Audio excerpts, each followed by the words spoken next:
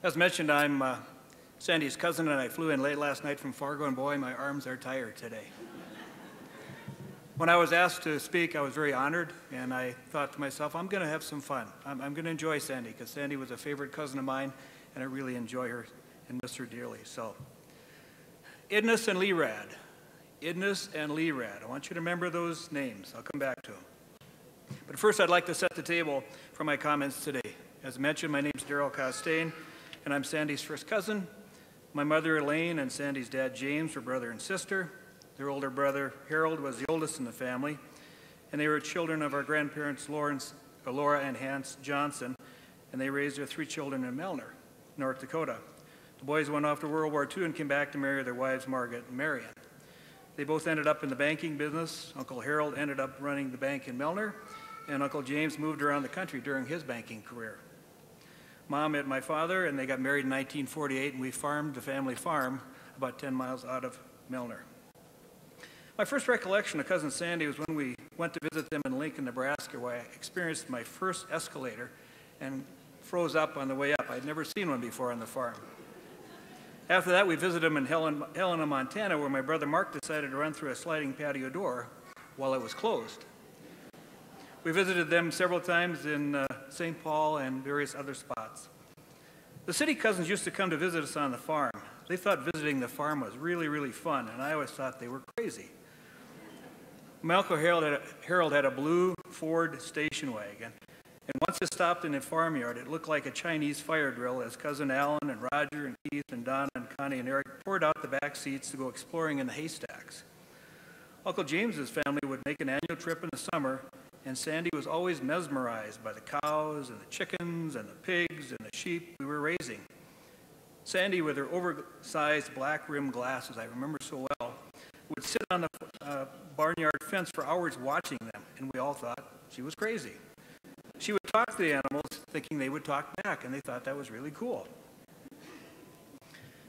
I firmly believe that Sandy got a lot of her sense of humor from her dad. We first learned about puns from Uncle James and Sandy. Since being on the farm, we didn't know any better, so we asked them about some puns. And while I can't remember the puns, I went to Google puns, and for those of you that might not be familiar with puns, here's a few that I picked up. I'm reading a book about anti-gravity. It's impossible to put down. I didn't want to buy a leather jacket, but eventually I was swayed. I failed at mathematics so many times, I've lost count. A bunch of grapes was in a bad car accident, found itself in a real jam. And finally, my all-time favorite was John Deere makes a manure spreader, but it is the only piece of equipment the company will not stand behind. On another summer visit, Sandy and Uncle James showed up with another play on words, and I'll try and do this because they just got into it so much. But it goes like this. I say, have you heard about Harry?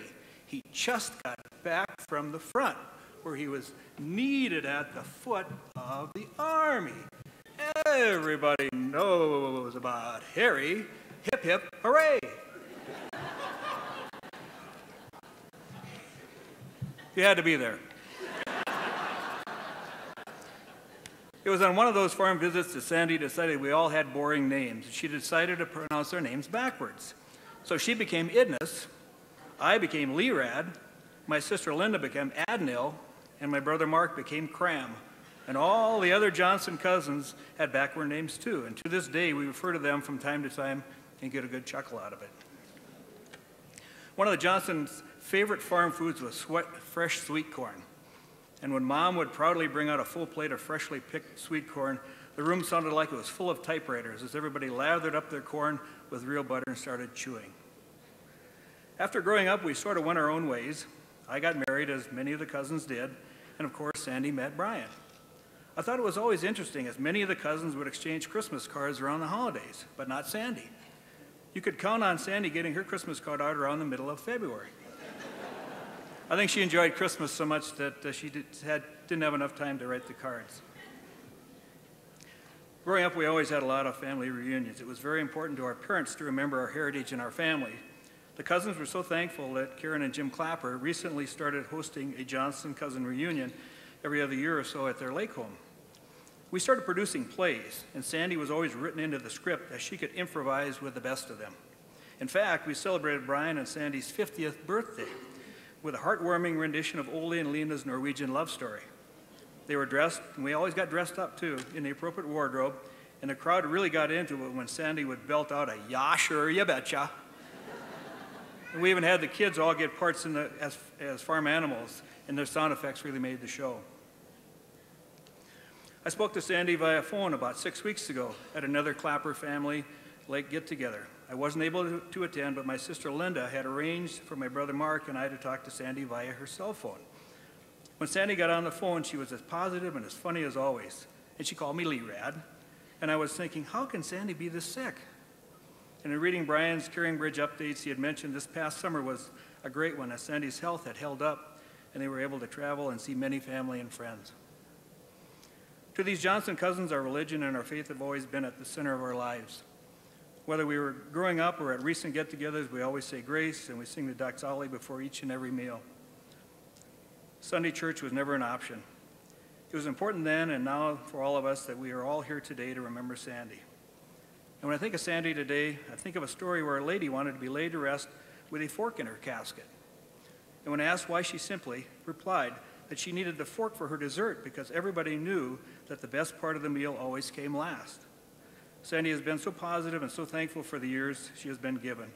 There was never a negative word from any of her updates in the Caring Bridge update. She always knew that the best was still to come, and she's now with her Father in heaven. God bless Sandy, Idness, and her memory.